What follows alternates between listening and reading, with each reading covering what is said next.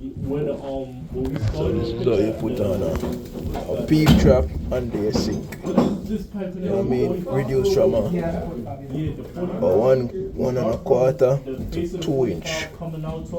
You understand? So 2 inch to a quarter. Then you go so back with that. We use a 45 with another 45. Forget the slope what we need.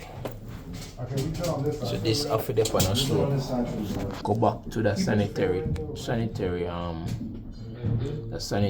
T there.